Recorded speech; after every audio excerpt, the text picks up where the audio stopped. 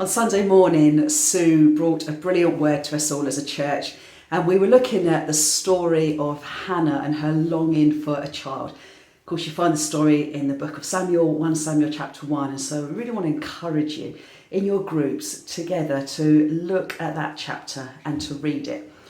In my experience at the minute, the best way to read scripture is slowly. So I want to encourage you as tonight or in the day, whenever you're doing this as your groups, to look at that story, look at that chapter, read it together, read it slowly, prayerfully, asking God what he's saying to you and what he wants to speak directly into your life. Here are the three things that Sue brought out of this story for us on Sunday morning.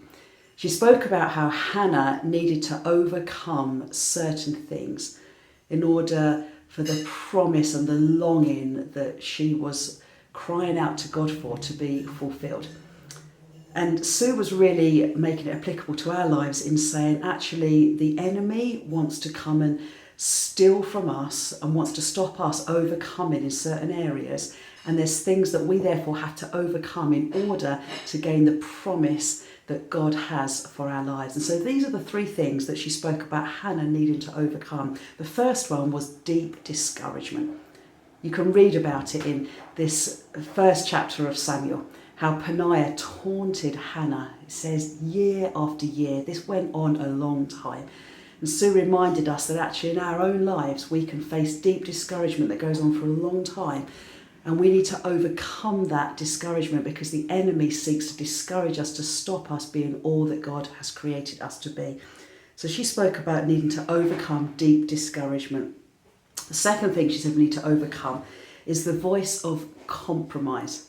I thought this was quite a powerful point actually, how she brought out the fact that we read in verse 8 that Hannah's husband Elkanah basically said to Hannah, aren't I enough? And really was trying to say to Hannah, look, let's just take your eyes off your dream, off the thing that you're longing for. Just look at me, I'm enough.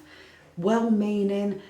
You can understand what he was saying, but actually it was going to cause Hannah to compromise on the dream that she had. So often that's what happens in our lives. The enemy comes along and just sows compromise, causes us to say, don't dream for that, settle for something less than the best. And so in order for us to be all that God's created us to be, we need to learn to overcome the voice of compromise. And the third thing was the voice of offence. And she talked about how Eli made the judgment on her as she was pouring out her heart to God, and Eli thought she was drunk. How often, sadly, in church life and in our Christian communities, we can make judgments on one another. So easy to take offence and so easy to obviously hurt others without knowing, as Sue was very honest about that on Sunday. And so Hannah had to overcome the voice of offence. She had to make a choice in her heart not to be offended. She could have just walked out straight away and not continued to pour out her heart for God. But she made a choice to overcome the voice of offence.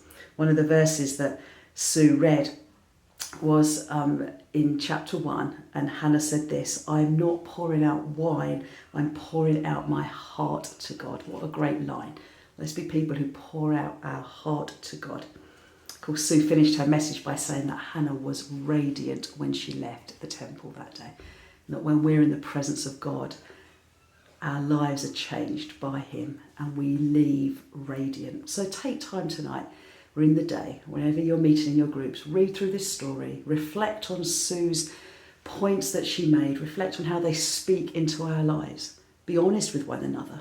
Share your stories. What have you had to overcome? What are you having to overcome in order to fulfill the thing that God has really placed in your heart? And take time to pray for one another.